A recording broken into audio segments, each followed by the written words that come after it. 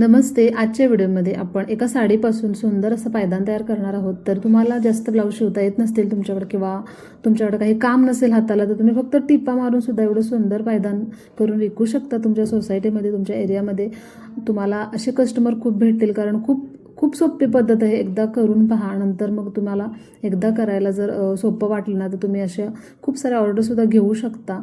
तर पहा, या पद्धतीने मी 3 ते 4 इंचाची अशी पट्ट्या काढून घेतल्या. त्यानंतर अशी फ्रिल तयार करून घेतली. खूप सोपी पद्धत आहे. तुम्हाला माहिती आहे, ब्लाऊजला आपण अशा फ्रिल तयार करून लावत असतो.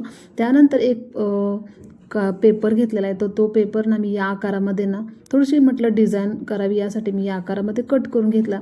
तुम्ही तुमच्या आवडीनुसार गोल, चौकोन, त्रिकोण म्हणजे जे काय असतं ना त्या पद्धतीने त्या आकारामध्ये तुम्ही कट करू शकता. तर याच्यामध्ये ना हा पेपरच घातला तर ठीक आहे, कारण समजा तुम्ही जे काय गोणी वगैरे असते ना ती घातली तर एवढं म्हणजे पाय घसरू शकतो, त्यामुळे एवढं प्रॉपर नाही होऊ शकणार. या पेपरमुळे काय होणार आहे, आपला जो काही कपडा आहे तर या पेपरमुळे ना कपडा आपला इकडे तिकडे सरकणार नाही. शक्यतो कॉटनचा कपडा लावा खालच्या साईडला, कारण लहान मुलं असल्यामुळे पाय घसरू शकतो.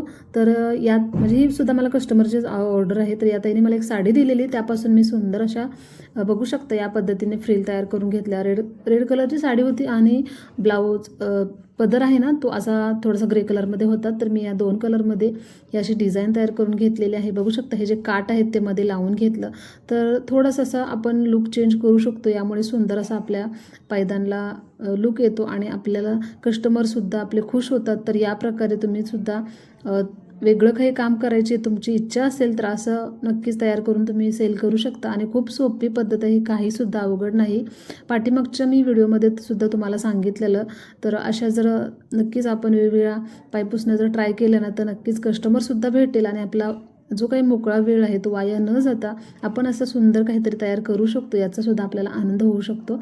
तर पहा, या पद्धतीने मी फ्रिल या पद्धतीने डिझाईनमध्ये लावून घेतले. तुम्ही तुमच्या आवडीने गोल किंवा कशीही लावू शकता तुमच्या पद्धतीने. तर पहा, ही एवढी सुंदर दिसत होती ना, तर खूपच भारी, म्हणजे पाहिल्यानंतर वाटणार सुद्धा नाही की आपण हे घरी बनवलं, एवढं छान दिसत होतं. तर पाहू शकता बॅक पार्टला सुद्धा मी तोच कपडा लावलेला आहे आणि साईडला काठाला ग्रे कलरचा कपडा लावून घेतलेला आहे.